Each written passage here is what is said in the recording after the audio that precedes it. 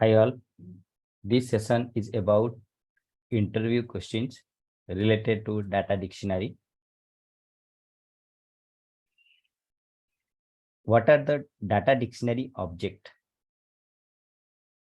Data dictionary we access using transaction code AC11, and these are different objects that you can see in data dictionary: database tables, views, data types, type groups, domain, sort shelf, and log object. We'll go to SAP. AC11 is to go to data dictionary. You can see these items: database table, view, data type, type proof, domain, sort shelf, log object. These are the objects. Next is, what are different types of tables? Data dictionary tables: transparent table, pool table, and cluster table. What are the difference between domain and data element? Here is the domain we create, and data element we create in data type. What is the difference between them?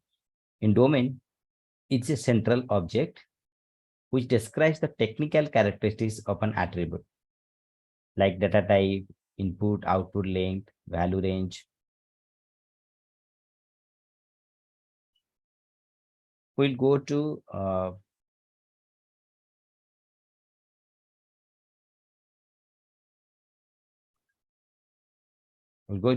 data element. We'll go to a domain. We'll have a look at any domain. Let's go search for a standard domain, custom domain, G star. Any domain we go. An example, you can say this is the domain, and it has data type and length. Even if you want, you can give conversion routine here to transform the internal to external format. If you select lowercase, the data will respect the case you are entering into. Otherwise, if you do not check lowercase, whatever the case you consider to enter the data, it will be converted to uppercase. To retain the case that user enters, you have to check lowercase. What about sign? If you want to show negative sign for your values, you have to click on sign. There is a tab for domain value range, where either you can give fixed values, or you can give intervals, or you can give value table. So domain does store technical information. Along with it, also has the feature of respecting the case user is entering and sign functionality.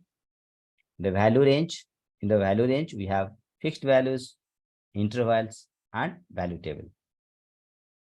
If you go to data element, let me search for a custom data element. I'm starting with G star. In data type, there's so many types of data types. I'm going to search data element to see one data element, how it looks and different properties.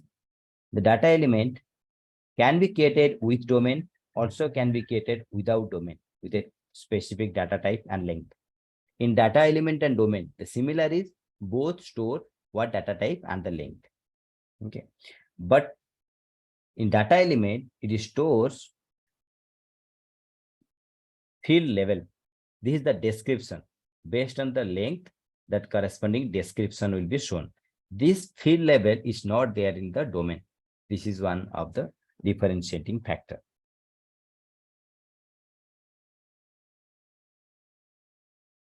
Semantic definition, like field description, attribute, these field levels. What is the difference between data class and delivery class? This is related to a table. We'll go to C1 custom table and identify what are those delivery class and data class.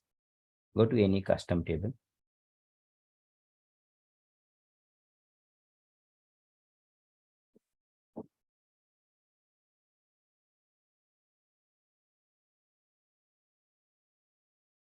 Okay, this is a table. In this table, you will see in the delivery and maintenance section, there's a delivery class. And what are different types of delivery class? It is application table, customizing table, and it is like G, customized table protected against SAP upgrade. So basically, delivery class define what type of data is going to be stored in a database table. What type of data is it? Application table or customizing table? And remember, if you select here W, what will happen? It will ask to give the transport request number when you enter the data. Usually, if you create an application table, it does not ask to give the transfer request number while saving the data. But if you use W, it will ask for the transport request number. This is sometime asked in the interview, like, I want my table data to be transported. It's not like that. In development, I enter the data, same data I'm going to enter in quality or same in production. I want whatever the data I enter in development system, let it get transported till production. So I have to make it W. But if you make W, as soon as you enter the data, it will ask you the transport request number. You move the transport, data in that table gets moved. Next is, what is data class? Go to the technical setting of the table, you'll see data class. Data class, basically the physical area. The delivery class says what type of data, but the data class is the physical area where your table data is stored. Master data, transactional, organization, dimension packs. So for BW, you can remember these three: master data, transactional data, organizational data. It's like the physical location. The delivery class is the type of data. Remember another point for HANA tables. The another point is, you can see by default, the table that you are creating, which are not in HANA, it was row store. Now another option has come as column store. It is specific to HANA. Can I create a field without a domain? Yes. You can use predefined data type.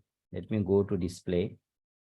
Here, all the data elements has been used, but we also can have a table without the data element. I can click on this predefined type. Let me show you how we do. If you click on predefined type, you see this option is enabled. If I create a field, I can give my data type and length and description, whatever the description I want. So the question is, can I create a field without domain? Yes, you can create a field without domain.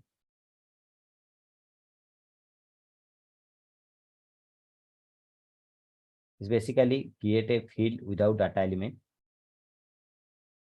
which click using predefined data type. The option just now I showed. Can I create a field without data element?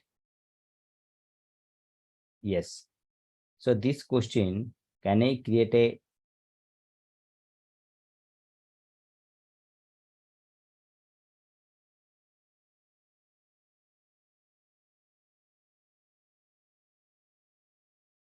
data element without domain? Because both questions are same.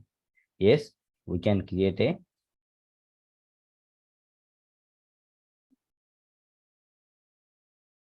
data element without domain using predefined data type.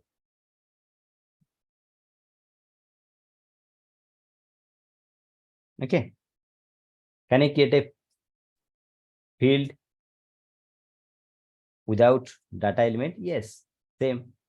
You can create a field without creating data element. Here you can refer data type and length. What is the purpose of technical setting? So technical setting gives a lot more information about the table. We need to understand, when we are trying to create a table, the table gets created in the dictionary for us, not the database table. But the table gets created in the database. The metadata about the table, the information about the table stored in the dictionary. What about what kind of information? The key information, the data type information, or the buffering information, what location is going to store, what type of data is going to store, what is the initial size. So all this information we update in dictionary. So whenever SAP goes and create the database table in the database, this metadata information is used. So with the technical setting, we specify those metadata about the table. What are the mandatory parameters in TMG? Before that, we'll see how do we create a TMG.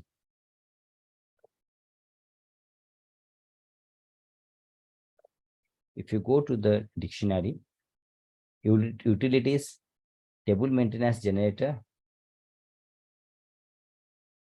utilities, table maintenance generator, and you can create it.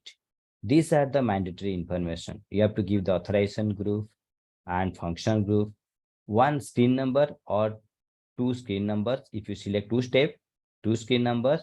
If you select one step, one screen number. Even you can click on this button for the screen number to be proposed. So if you going to create TMG, the mandatory parameters are function group, authorization group, you say function group, authorization group, and maintenance type. This is the maintenance type, single step or two step, and maintenance screen number. Okay, these four: authorization group, function group, maintenance type, and maintenance screen number. Okay, and if here also, if you do standard recording routine, the TMG will ask for the transfer request number. This is also important. No user recording routine, you enter the data, it does not ask for the transfer request. If you use standard recording routine, it will ask for the transfer request. How to create table maintenance generator? Just now I showed you utilities. In SE11, go to the table, utilities, table maintenance generator, fill all these values, authorization group, function group, the screen numbers, maintenance type, maintenance screen number, click on create, the TMG will be created. What is the difference between single step and two step in the TMG? Single step step will have only one screen, but in two step we'll have two screen. Basically, how we use, suppose a table has entry for different countries. So instead of showing a table like country, code, and the values, what is generally done in configuration tables, the first screen shows enter the country ISO code. The second screen, for that country ISO code, either you enter the data or you display the data. Those type of scenario, when you want to only view based on some filter criteria. So the first level, you give some information on screen. Second level, you give some information on the screen. When those type of requirement comes, you go for two-step screen. Otherwise, you can go for single step screen. What is meant by buffering and how many types of buffering? So buffering is a process where data is read from the application server, not from database server. So it attributes to the speed, performance. The data is retrieved very quickly. How it works? For the first time, the data is read, the data is buffered into the application server, and the subsequent calls are not sent to the database, rather than handled by application layer with the buffering. There are three types of buffering: single record, generic, fully buffered. We'll see where do you see the buffering information. In the technical setting of a table, we can see buffering. Buffering not allowed. Okay, buffering, if you see buffering activated, the single record buffered, generic area buffered, and fully buffered. Three types of buffering. So what is the difference between them? So single record buffering means whenever you select the data from the database the first time, if it is single record buffered, only one line or one record is buffered. It's like single record. If it is fully buffered, when you retrieve the data for the first time from the database table, irrespective of how many records you want, entire table comes and buffered in the application server. Generic, it depends on the where condition. The last time you retrieved data from the database table, you might have given some condition in the some condition in the where statement. So based on that where statement, where condition, whatever the data that was retrieved from the database that time, those records are buffered. One is one record buffering, another is whole table getting buffered, another is only the fields that match with the where condition is buffered. What data tables will go for buffer?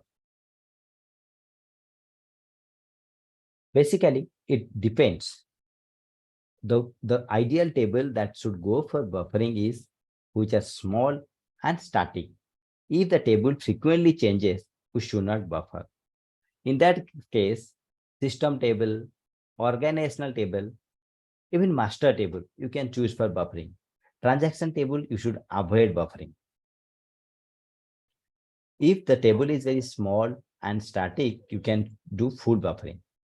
If a table is very big, even it is static, do single record buffering.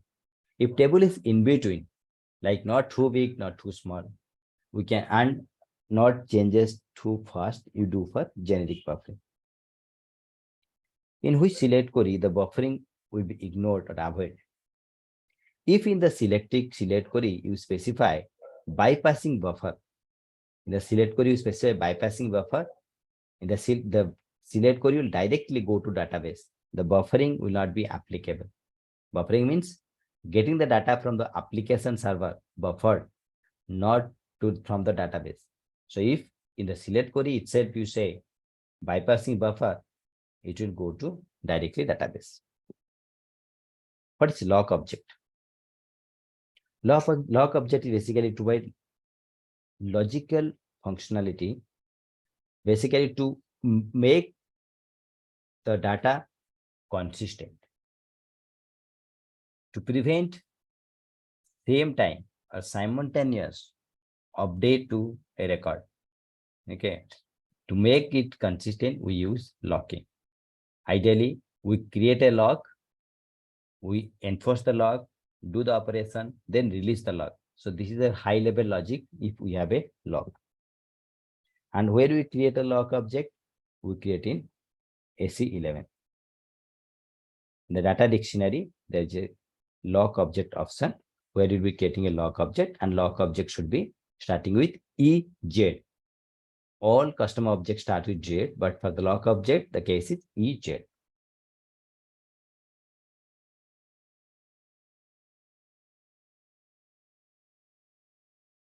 This is what it's talking. Whenever you create a lock object, there are two functions should be created, enqueue and dequeue. Let me see any lock object, any custom lock object created in the system. It should be EJ. So many lock object. Let me see one of the lock object. You can see when you create a lock object, you have to specify on which table you are going to have the lock and what are different types of lock you want to give. And you can have the lock parameter. What are the parameter that you will pass for the lock object to work? There is